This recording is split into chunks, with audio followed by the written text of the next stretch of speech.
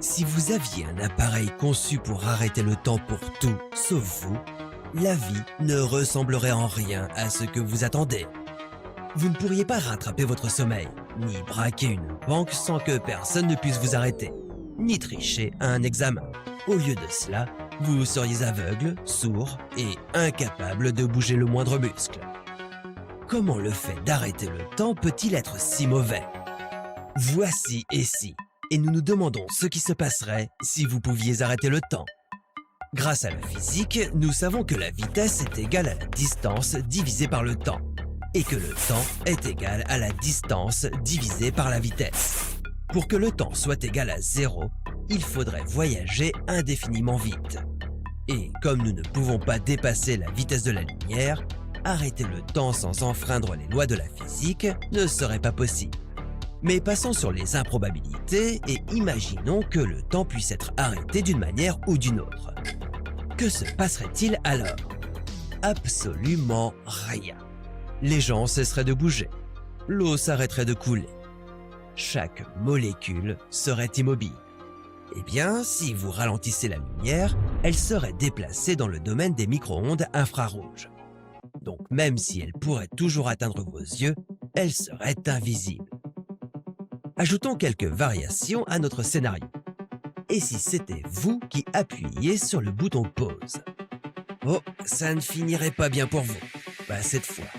La capacité d'arrêter le temps vient avec des effets secondaires très désagréables. Premièrement, vous ne verrez rien. La raison en est que l'arrêt du temps stopperait les photons, les particules de lumière qui se déplacent normalement à la vitesse de la lumière. Vous n'entendriez rien non plus, car les ondes sonores cesseraient de voyager dans l'air jusqu'à vos tympans. Vous seriez coincé entre les molécules gelées qui vous entourent, sans pouvoir lever le petit doigt. Cela deviendrait encore pire lorsque vous réaliseriez que vous ne pouvez pas forcer les molécules d'oxygène à descendre dans vos poumons. Aveugle, sourd et asphyxié. Avec un peu de chance, vous pourrez reprendre le cours du temps avant de vous évanouir. Pour contourner cette fin rapide et insensée, nous allons ajouter un autre élément. Cette fois, vous serez entouré d'une bulle à l'intérieur de laquelle le temps continuera de s'écouler. Vous pourrez aussi agir sur le temps dans l'espace qui vous entoure. Cela vous donnerait la possibilité de bouger et de respirer. Vous ne pourrez toujours rien entendre en dehors de la bulle. Qu'en est-il de la vue? Eh bien, vous pourriez vous déplacer et capter la lumière de toutes les directions. Mais votre cerveau ne serait probablement pas capable de décoder ces informations. Tout serait brouillé, pas très amusant non plus. Et si au lieu d'arrêter le temps, vous le ralentissiez significativement? Eh bien, si vous ralentissiez la lumière, elle serait déplacée dans le domaine des micro-ondes infrarouges. Donc, même si elle pourrait atteindre vos yeux, elle serait invisible. Il en va de même pour les ondes sonores. Leur fréquence serait inférieure à celle de l'ouïe humaine.